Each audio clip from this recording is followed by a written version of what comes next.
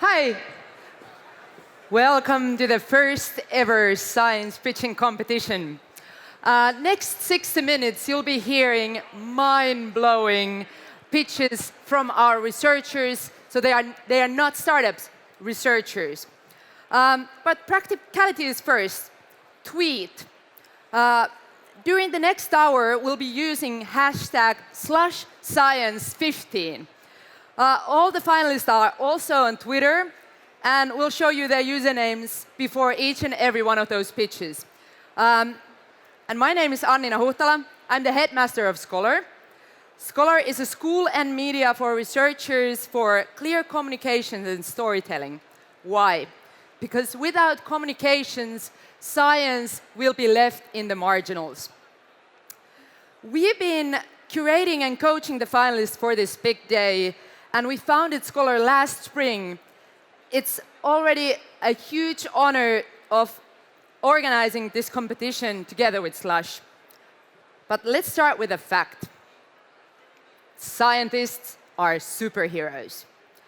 The reason why we thought that Slush should have its own slot for science is that our dear scientists are guardians of something extremely valuable. Obviously, science is hyper interesting. Obviously, science is important and perhaps even cool, but it's way more than that.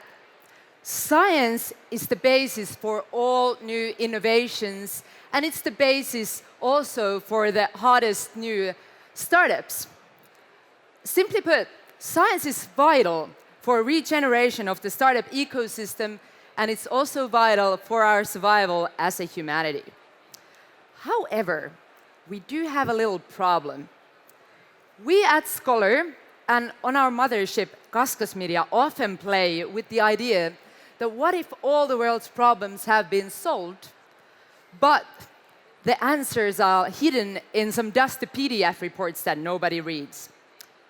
And it's no joke. There are estimates that around 1.8 million scientific articles are published each year, but half of them have less than 5 readers. This is ridiculous. We simply can't afford this. Slush Science Pitching Competition and Scholar are founded on a mission. We want to get science out to the society. And luckily, there are researchers that agree with us. We got tons of great applications for this competition today. Our 10 science pitching finalists come from all fields of science. This great bunch consists of neuroscientists, engineers, biologists, psychologists, and even theologians. The common factor with all of them is that they are optimists who want to make a real impact with science. We also have an awesome jury. Can I get the jury on stage? Let's welcome Anne Jalkala, Hao Li, and Juha Ruohonen.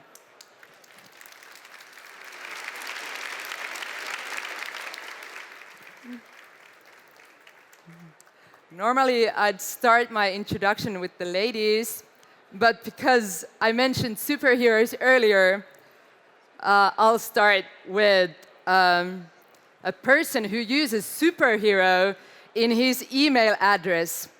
Juha Ruohonen on the left is also known as the drill sergeant. He's a former CEO of science-based companies and a venture capitalist. Juha, how do you like your science to be served?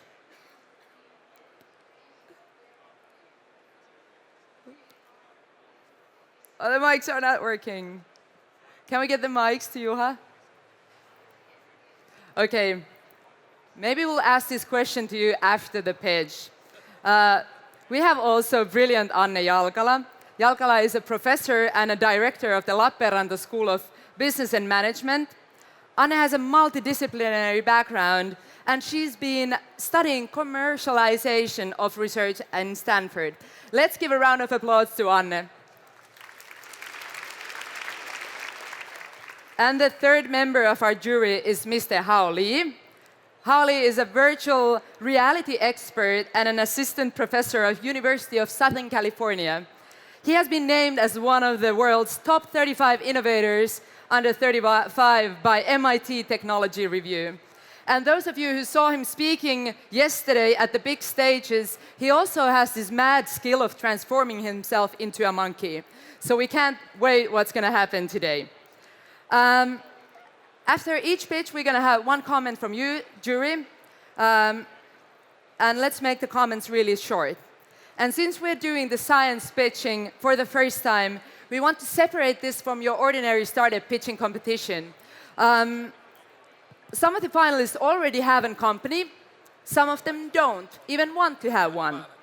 Some need advice, some need money. However, the main criteria for the finalists is that present a big enough idea that stems from high-quality research. Dear jury, when evaluating the pitches, we'd like you to bear in mind that who will be the one that would benefit most of our prize. And the prize is 3,000 euros and awesome mentor team to give their support to the winners. There are some mentors here. Could you please stand up, make a dance move, or wave your hands if you're one of the mentors? Woo!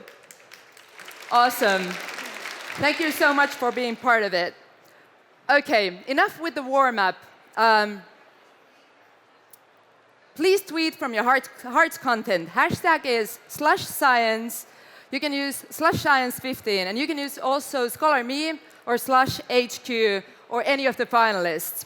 Let's get started. Our first presenter is Katri Saarekivi and her team Nemo.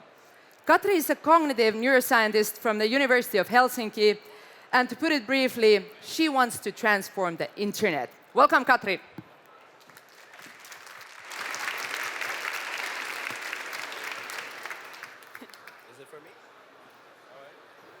Hi. Great. Hello. Thank you. I'm Katri. I'm a PhD student in the field of cognitive neuroscience and a proud member of Team Nemo. Now, our team has identified a problem that actually touches every single digitally connected individual in the world. The problem is that digital environments are not designed to take human emotions into consideration. They're not designed to support rich expression of emotions. This, in turn, inhibits empathy, the most important foundation of rich, functional interaction. It is empathy that brings us together, and together is how we solve the biggest problems and achieve the greatest things. So what are the consequences of an empathy-inhibiting digital environment? Well, they range from things like non-functioning distributed teams to great personal tragedy. So what's the solution? Well, we feel that with a problem this big, it would probably be smart to make use of the most powerful, creative problem-solving tool in human history. It is called science. And science is how we are going to start. We're going to uncover the neural mechanisms that underlie empathy. More importantly, we're going to see how digital environments should be designed to engage these mechanisms. We're going to collect big data on individuals' online emotions with biosensor technology. And then we're going to create tools to target specific parts of the problem. For example, a tool to monitor how your child is feeling online. In the long run, it is our team's intent to open our data, open our methodology, and distribute open emotion transfer protocol that any developer in the world can use to create empathy-enabling digital environments. This will change the structure of the entire internet and improve the lives of every single digitally connected individual in the world, estimated at 7.6 billion in 2020. So in summary, we've identified a massive problem. We're matching it with an equally massive science-based solution, but we can't do it alone. We need your help. Really keen on speaking with individuals who could help us identify the first business potential as well as finance high-impact business. Our team is working to leave a more empathetic world to future generations. because more empathy means less misunderstanding, less mistrust, less loneliness, and less violence. Thank you.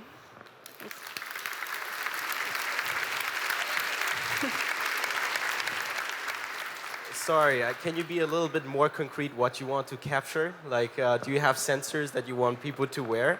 We want to do some basic research.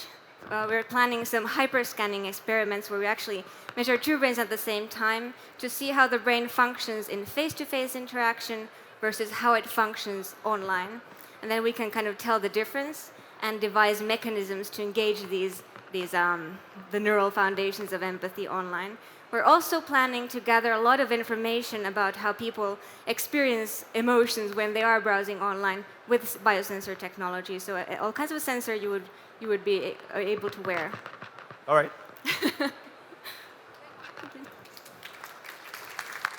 Our second finalist is Dr. Vincent Cerulo. He's an associate professor at the University of Helsinki. He's treated over 200 cancer patients, and he has now invented a cure that can change the whole way cancer is treated. Get ready for explosions. Welcome on stage, Vincent Cerulo. Hi, can you hear me? Hi, my name is Vince. I'm from University of Helsinki, as you can see. And what if I would tell you today that we can, in the future, recover from cancer as fast and easy as we recover from a regular flu? Now, we all have had flu, right? And we know that when you get the flu, you will feel sick, like I feel today, but then in 1 week, you will recover and you will start to feel better. What happened in this week?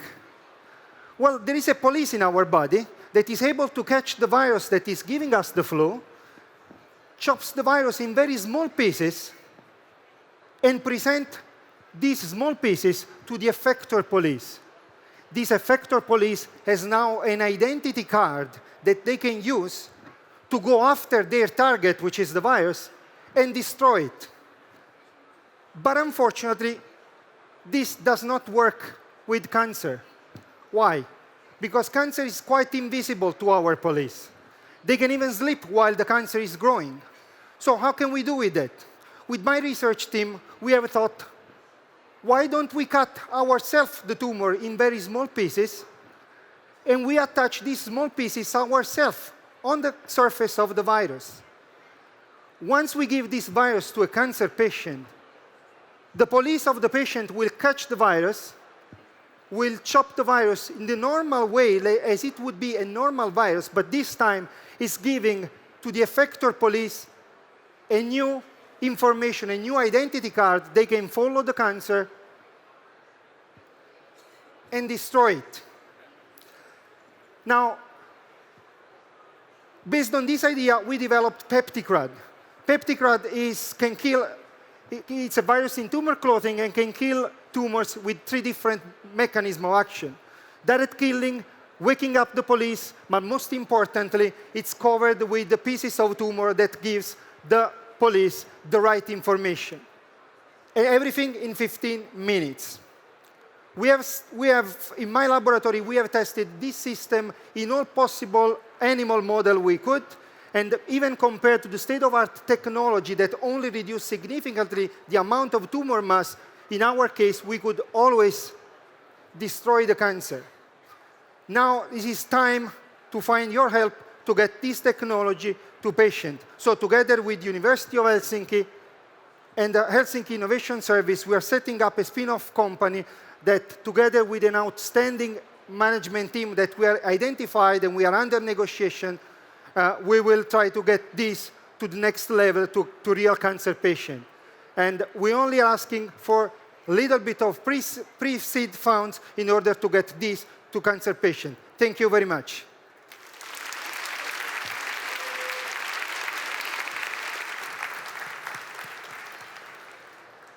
Sweet. Thanks. You know, I've never seen cancer research presented like a comic book. You are really tackling a big problem of the humankind. What will be the first cancer that you will attack? Melanoma is actually the first target that we are thinking of, because we know melanoma is very sensitive for this kind of therapy, and that's why we are aiming to be melanoma to be our first target in order to get really, and also to compare our results to other technologies, because obviously immunotherapy is a lot used in melanoma, but we're not stopping there. We are identifying much more interesting cancer targets, eventually even a little bit forbidden, that we could tackle with this system. Thank you. Thank you very much. Thank you.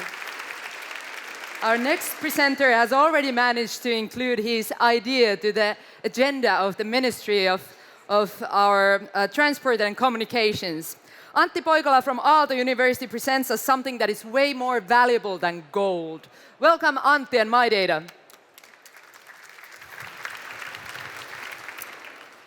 Hello, everybody. My name is Antti. I'm from Aalto University. Our team is changing the fundamentals how personal data is managed globally. We all know personal data, that's everywhere.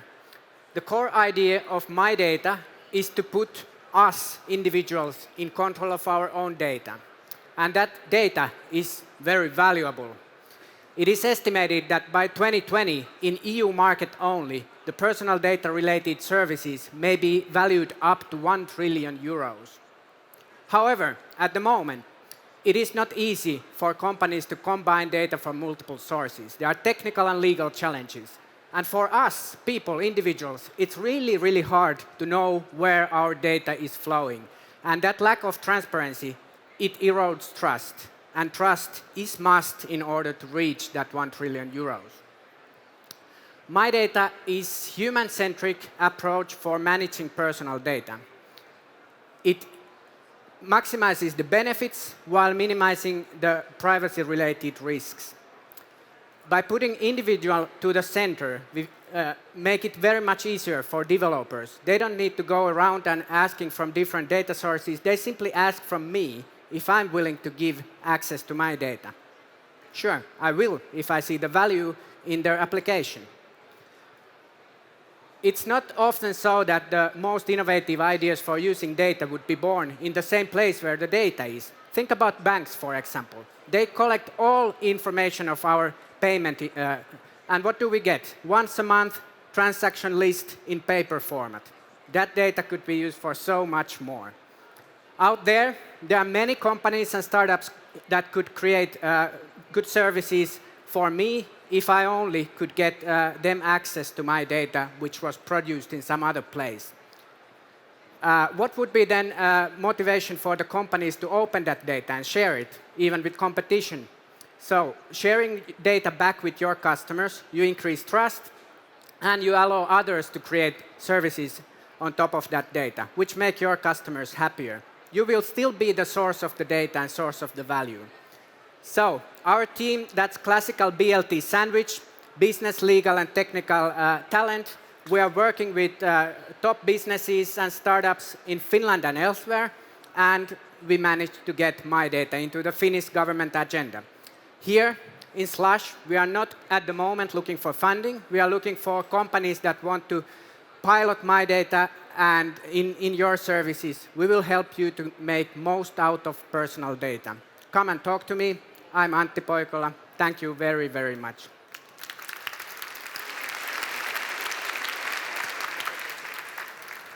Okay, thank you. I'm losing my voice already. What would be the first practical solution? It sounded nice, but what would be in practice? Practical solutions are many, but for example, from retail purchase data, you use your loyalty card. You could make that data, put it into personal financing software and see how much you are spending, for example, if you're renovating your house. But those kind of ideas are plenty. I don't know yet what would be the first one. Thank you, Antti. Next up is biologist Mia Vehkaoja. Mia Vehkaoja wants to stop extreme floods that are threatening our cities. Mia has invented a cheap and efficient way to save our cities. Welcome, Mia.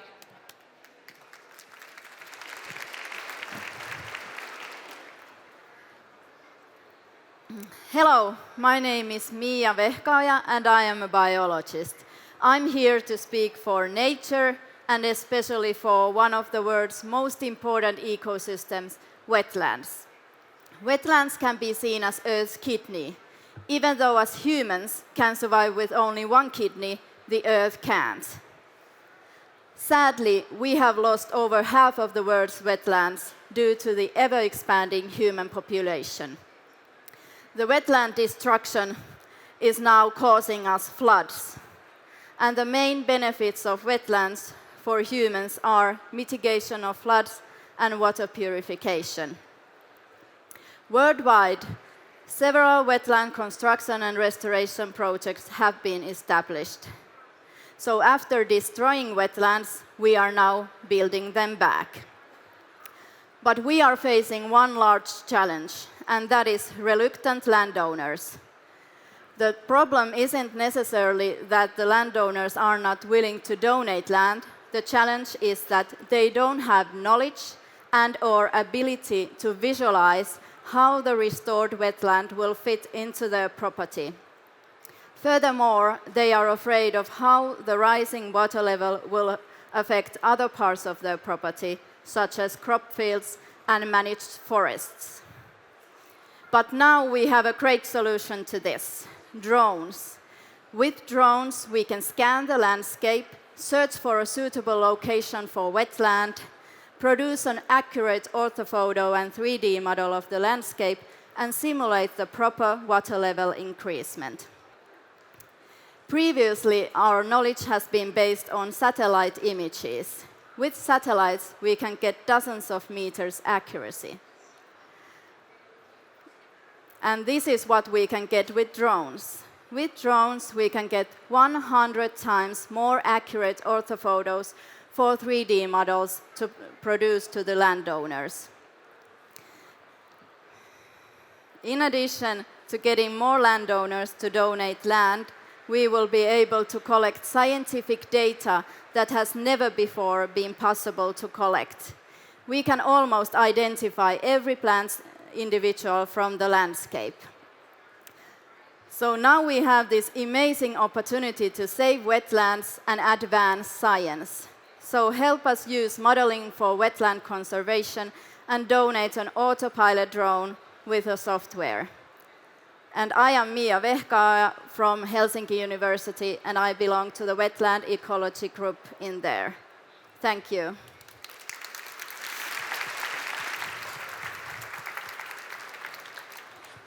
Thank you, Mia.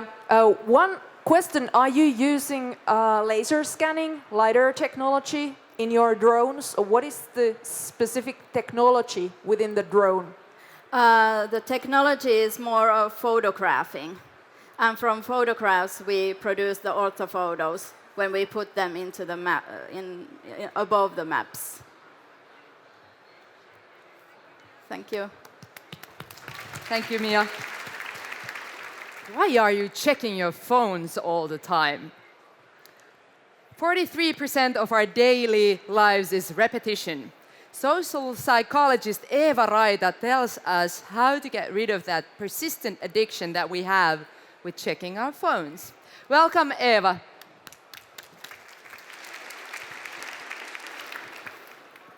Hello.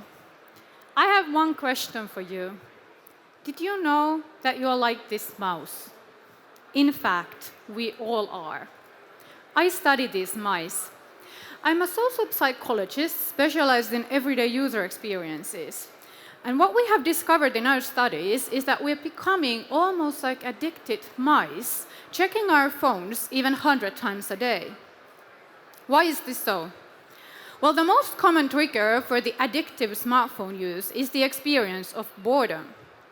Every time we feel even a slightest bit of boredom, we turn to our device for some relief.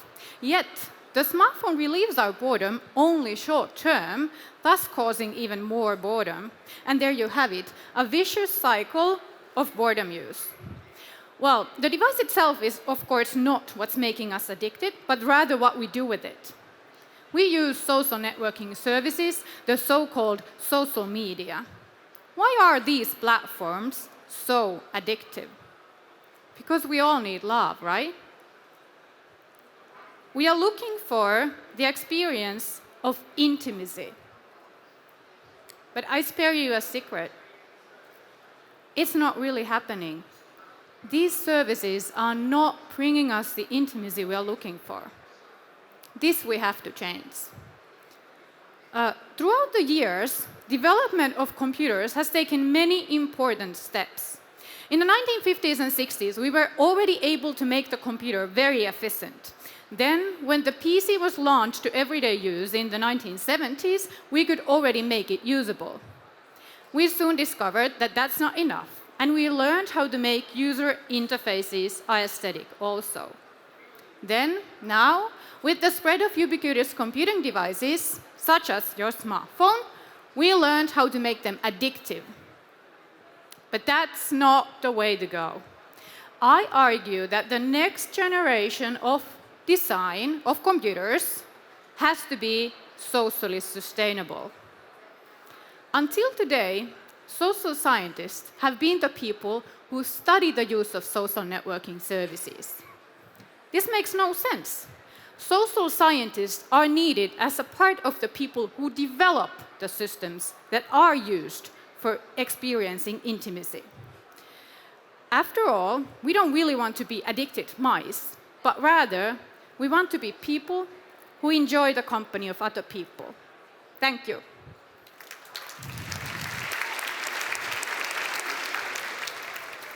Sorry, I have no idea what you want to propose. What is your solution to the problem? My solution is to start developing a way of using social scientific knowledge. So basically, it would be a think tank, or, well, think tank could be a good version of it, which would offer social scientists and social scientific understanding to different firms that are, for example, developing apps. So, very quick, don't you think it's like contradictory to monetizing?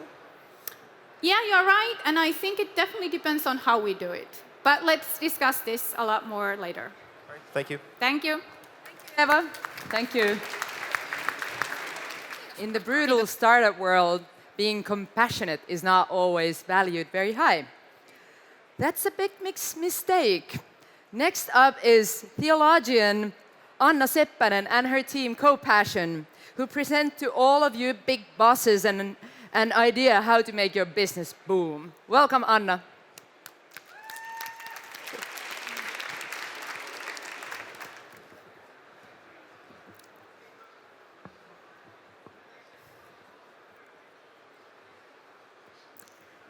So this is the phase of working life, isn't it? But why? Working life is changing, that's for sure. But what I argue is that actually we shouldn't try so hard to change with it, but rather stick to what we are good at. That's being human.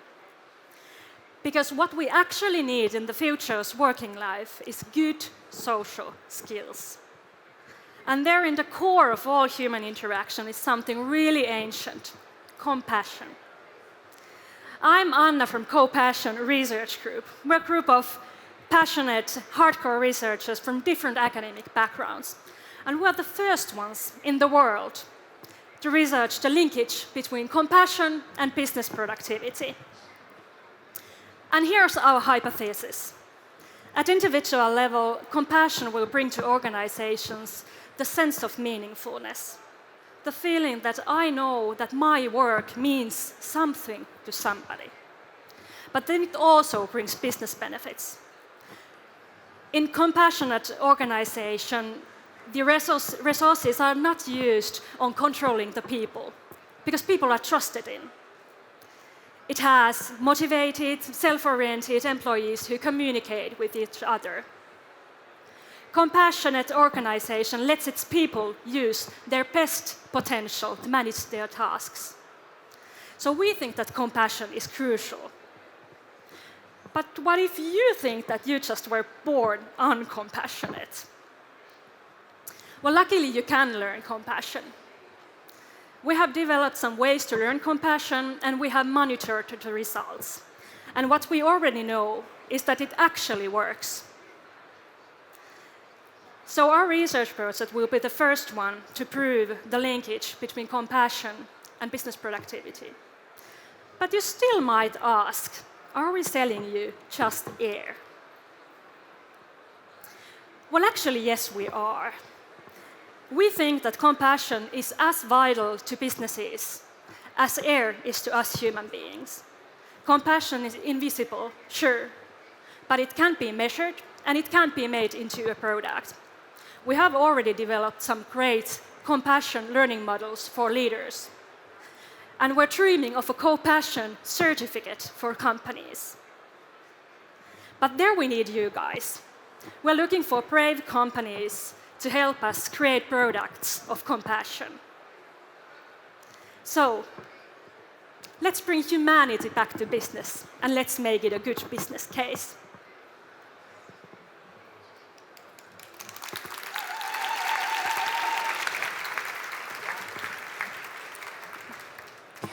Thank you. So you are suggesting that more compassionate bosses Yes. will create more profitable businesses. Yes, that's what I'm suggesting. And Yeah. suggesting that we need to train people to be more compassionate. What is, according to your research, the best way, the most efficient training that you would, offer to us in order to make this happen? Well, we have already done this emotional skills training model in several of our partnering companies, and we have actually seen already the results. The staff working in those companies think that those bosses that have been in the emotional skills trainings are really much more aware emotionally. So that's one. Thank you, Anna. Thanks. Thank you. Big applause. Wouldn't it be nice to have robots cooking your food and doing all the nasty household tasks?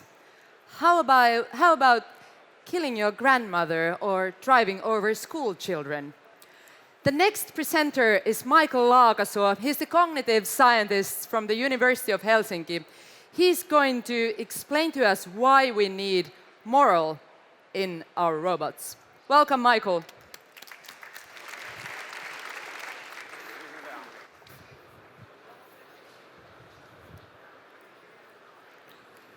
In my vision, our Earth is lush, healthy, and green, and we as humanity are able to communicate with its bio and geospheres through our intelligent technologies. I just hope we're not late in realizing this vision. Humanity is giving birth to new types of intelligent beings, mind children, as Hans Moravec called them.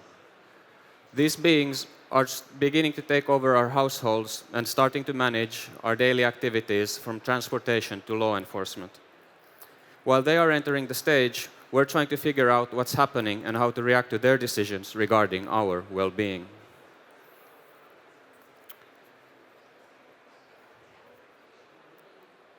Think of a self-driving car full of passengers that has to decide whether to drive over a child that suddenly rushed in front of it.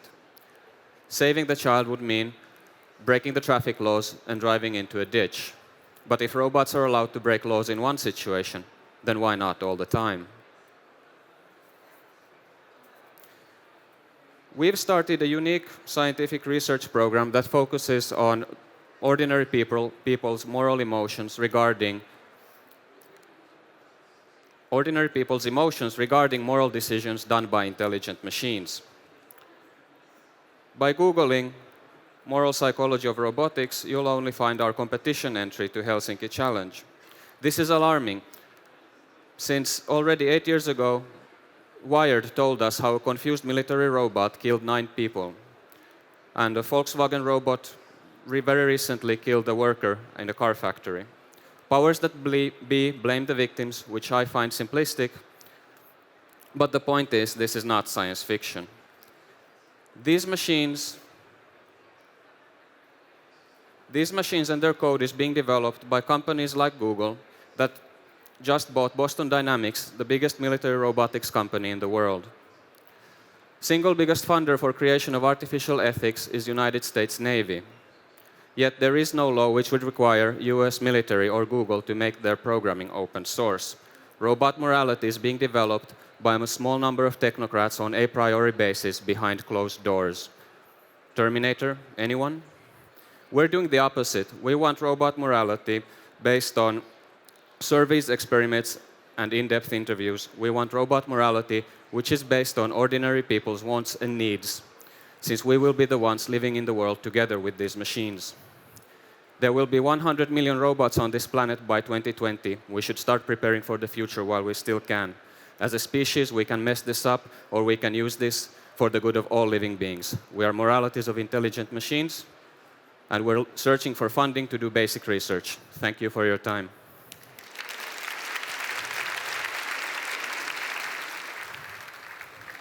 Thank you.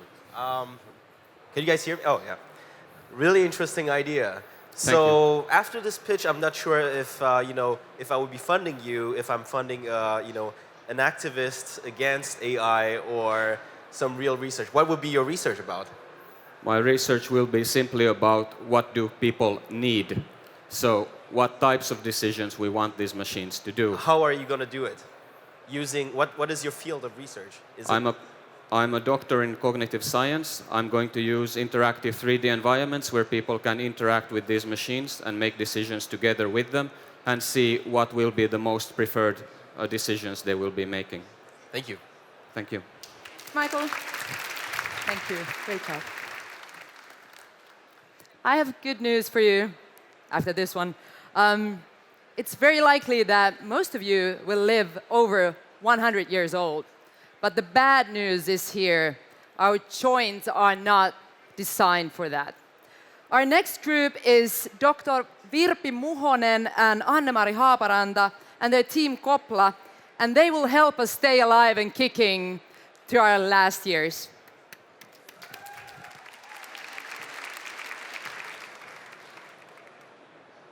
So, hi Slush people.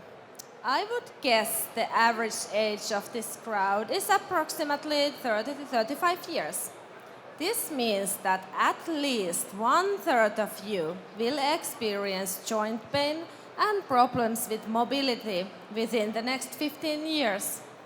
The cause for this pain is a joint disease called osteoarthritis, which appears when the gliding surface of our joints gets damaged. This surface is called cartilage, and when cartilage gets damaged, it does not heal. As a matter of fact, this kind of damage keeps on degrading until your bone surface is bare and extremely painful. And when the bone surface is completely degraded, the only surgical treatment left is to replace the sick joint with an artificial one. So could this be somehow avoided? We think it can. To avoid the heavy procedure of joint replacement, something should be done way before the bone surface is exposed. Think about this. When you hurt your skin, you put a bandage over the wound until new skin is recreated. Now think if you could do the same with your bone surface and prevent this horrible condition. To achieve this, we have created the Copla scaffold.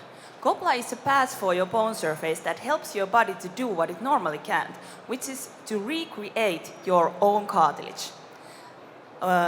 Surgeon places the Copla scaffold with a small operation over the damaged area, and once in place, Copla fills the void and supports tissue regeneration. So the Copla scaffold recreates your own biological joint surface, and there's no need for artificial body parts. So who are we? We are the Copla team, a group of scientists from different areas needed for tissue engineering. The benefits of Copla are amazing, and we want to make it available for patients as soon as possible. But we know that the road for a medical device to reach the market is long, but we have a shortcut, the Copla Vet. I am the veterinarian of the Copla team, and I would like to introduce you to someone. This is Ronja. She is a 5-month-old German Shepherd, and as a young dog of a big and active breed, she is predisposed to cartilage diseases, leading to early and severe joint pain. To help her and millions of her friends, we have created Copla Vet. It's a line of cartilage repair solutions for small animals and horses, which is already going to be used very soon in several countries, starting with Finland, the UK, and the USA. Our business focus will start with Copla Vet, while our team will further develop the human applications. But we need your help to do this. So we are looking for experienced business people to join our team to help us to become successful entrepreneurs. Thank you. Thank you.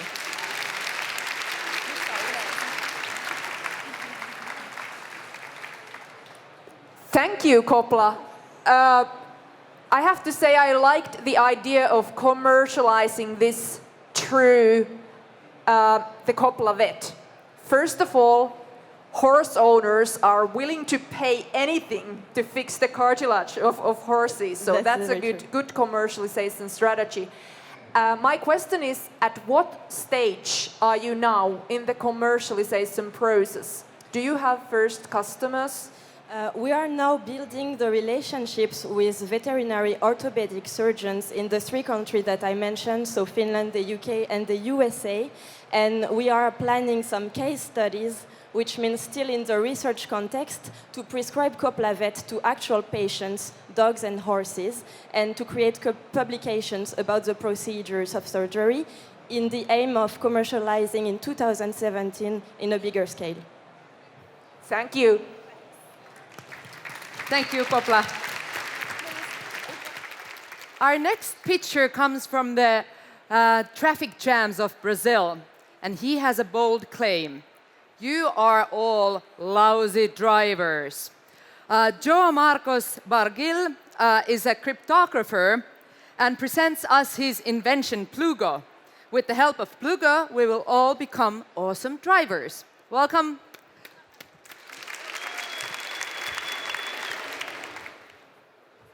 Thank you. So, you heard about the Internet of Things. That's actually really cool. But the future is the intelligence of things. When they become so smart, they can actually teach us. So think of cars. We drive them everywhere, and they're still incredibly dumb.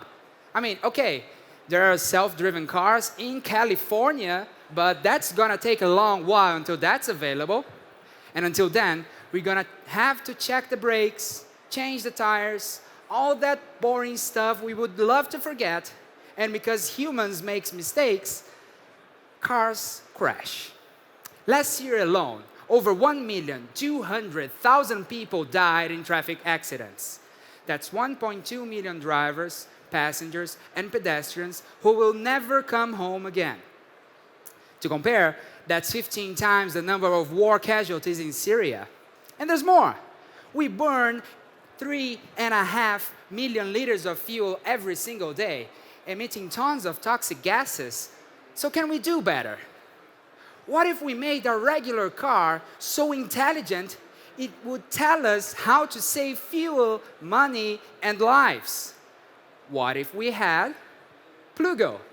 A system that plugs into the cars we have today and allows for remotely monitoring them.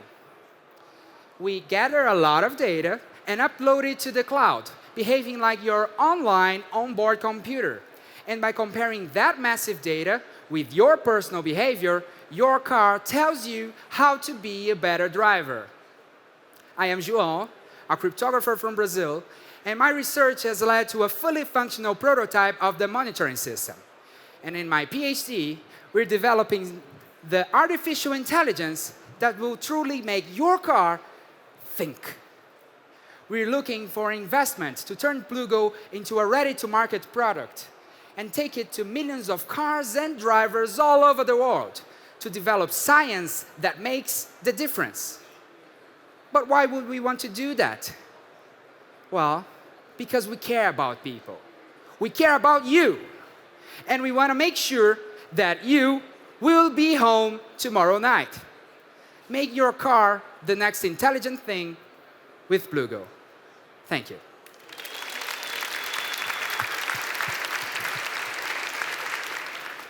Oh, that was pretty compelling. So what kind of data are you, how do you want to sense data? You put your cell phone there and then you're collecting GPS data? Yeah, actually, the first prototype is right here. And it's a standard. Every car accepts it from all over the place. And this first version, it depends on your smartphone. So we have this very cool app where you have your onboard computer, and it works even with simpler cars. That, at least where I come from, it's very common that people have cars that you can even see the RPM. So basically, you're showing them temperature, fuel consumption, and many other things. So you have to enter it every time you do it? Sorry? So you have to enter how much fuel you have, or does it No, it's gathering that kind of data. Yeah. How does it do it? It's based on this, it's called OBD, it's a standard. Okay. You probably heard about the Volkswagen issue. That's the same technology. But without cheating, yeah, of course. Thank you, Joa. And hey, if you want to talk, I've come from really far from that, so don't be shy. I'm going to be right over there. Okay, Joa, out of the stage. You can meet all the finalists after this pitch right there on the right side of the stage.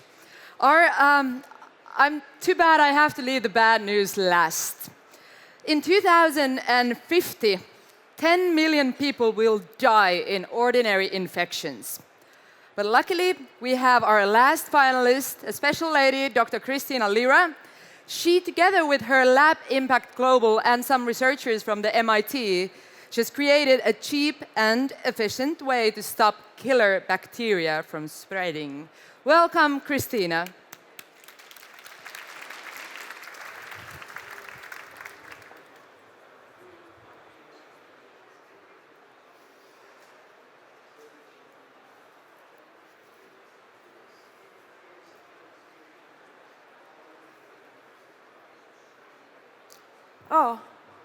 Sorry. Okay. I accidentally scratched my finger and the wound was severely infected. In this battle, I lost my left hand because the infection was not curable. These innocent cuts and coughs and routine surgeries can kill you in the near future because more and more bacteria are becoming resistant to all existing antibiotics. These huge number of deaths cause huge suffering and huge economic losses currently and 10 times more in the near future. Our solution,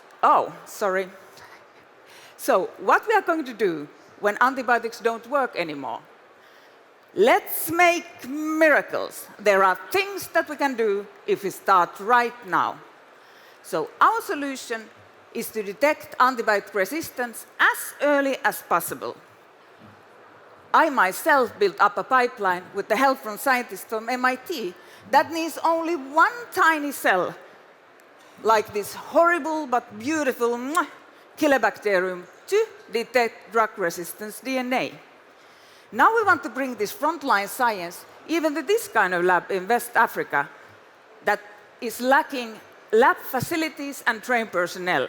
So we are providing human capacity building on site, but as a first time, we are also designing a mobile app. So our mobile app is going to be a platform providing educational documents, videos, and games. So lab staff can get top education on the latest methods to detect resistance fast and right. They can load the data in cloud and make it immediately available for authorities who can then roll out their action to fight antibiotic resistance. Last week, we negotiated about an early warning system in Burkina Faso, West Africa.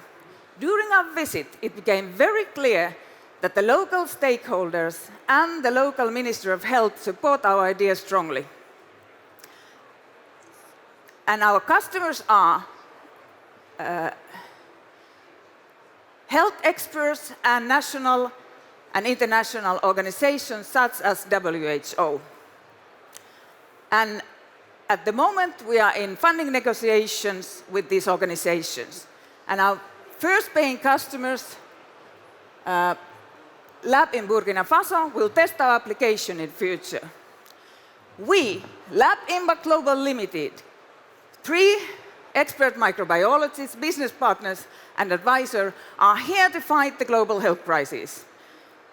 We are fighting together with the European Commission, WHO, and the White House who have declared a war against antibiotic resistance. We are seeking a seed funding to develop this application for the healthier future.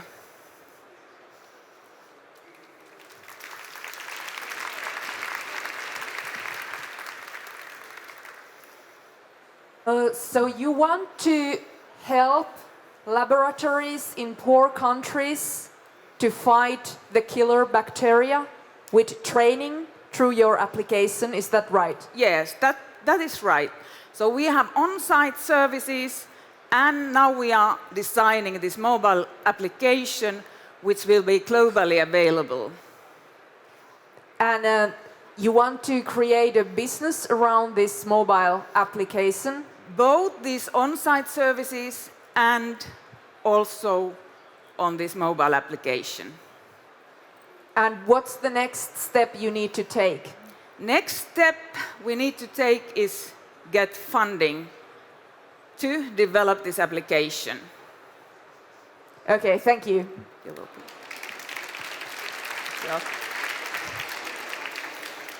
Thank you, Christina. Christina was our final, the last finalist. Maybe now would be time for very short conclusions from your jury, because you didn't have the chance to open your mouths in the first minutes. So, Anne, maybe you can conclude. What's your the top feelings at the moment? The ideas were based on science, and that's fundamental here. This is the science slush. That's definitely the case. In terms of commercialization, we saw ideas at very different stages, and actually some of the pitchers here really were not looking for funding to start a business, but rather to do basic research. So in order to take this to next level, maybe next year we will really need to find out at what stage of commercialization we want to see the presenters. But definitely very interesting ideas, especially those that tackled the big questions of humankind. Awesome, thank you. Yeah, I think it's really interesting to see. I mean, we have to think about what is the metric for, what are we looking for here? What's the metric for success? And there's a lot of factors here. And as she pointed out, I mean, people are at different stages. It's very broad. People have different ideas of what they think is successful. We don't know what has been done before. Some things we already discussed a little bit that that our idea already existed. So the amount of innovation is something we have to think about. What is really new? What can they bring to the table? What the ideas about what the team is going to be about, and how concrete they are, right? Yeah. I mean, you can't pitch for funding if the idea is we want to save the world, but then okay, so what is your solution? Yeah. How about Juha? Juha's voice is gone. So thank you, dear jury. You have now 1 hour to choose the winner. And thanks to you, dear audience. This is science. It's not, you can't put it in a box and kind of compare it like that. If you have any feedback for this competition, you want to talk with the finalists, you'll find on the right end, on that end side of the stage, people with scholar shirts. So go and talk to them. You will find the finalists next to those people. And the winners will be declared at 4:30 p.m. on the stage. Of course, you can follow it on Twitter, /science15, and at ScholarMe. Thank you very much. Give a big applause to yourselves. Thanks.